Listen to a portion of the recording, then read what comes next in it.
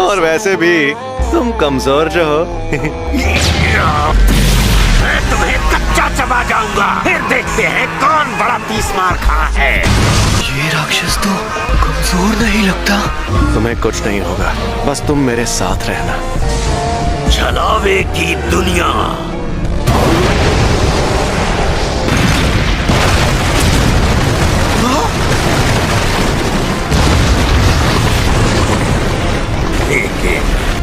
ये सब आखिर क्या है? पहाड़ के अंदर शोलों का समंदर।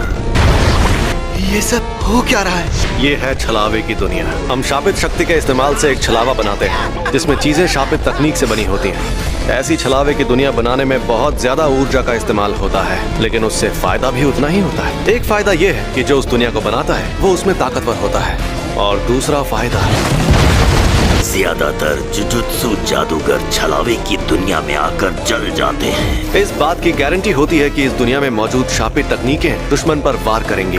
गारंटी होती है? होती है। मैं तो बस इसे आजमाने आया था। सोचा था अगर मैं इसे नहीं मार पाया तो भी मुझे कोई फर्क नहीं पड़ेगा, पर हमारी शक्तियों के बीच में इतना फर्क है, ये देखकर मुझे ठेस लगी है। हम शापित शक्तियों को इंसानों की जगह लेनी है, लेकिन ये इतने ताकतवर कैसे हैं? छलावे की दुनिया से निपटने का सबसे अच्छा तरीका है अपने खुद की ऐसी एक दुनिया बनाना। जब एक ही वक्त पर दो दुनिया बनाई जाती हैं तो जो ज्यादा ऊंचे दर्जे की हो वो दूसरी पर हावी हो जाती है। वैसे कभी कभी किसमें कितनी शापित शक्ति है इससे भी फर्क पड़ता है। तुम्हें ऐसे जलाऊंगा कि रात भी नहीं बचेगी। सातों रुको जाओ। छलावे की दुनिया ये है अनंत काल।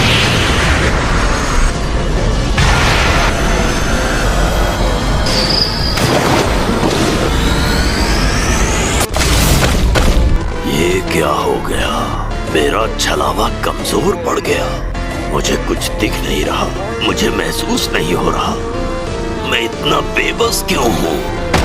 इस दुनिया की ना कोई शुरुआत है और ना अंत। जिंदगी से जुड़ा हर काम यहाँ लगातार अनगिनत बार होता ही रहता है। पर मुझे तुमसे कुछ जरूरी सवाल पूछने हैं, इसलिए मैं तुम्हारे एक हिस्से को जिंदा छोड़ रहा हूँ।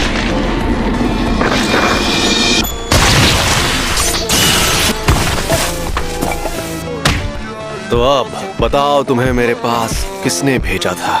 ये सच में सबसे ताकतवर जुजुत्सु के जादूगर हैं। ये कहने को इंसान है लेकिन इनकी ताकत बेहिसाब है।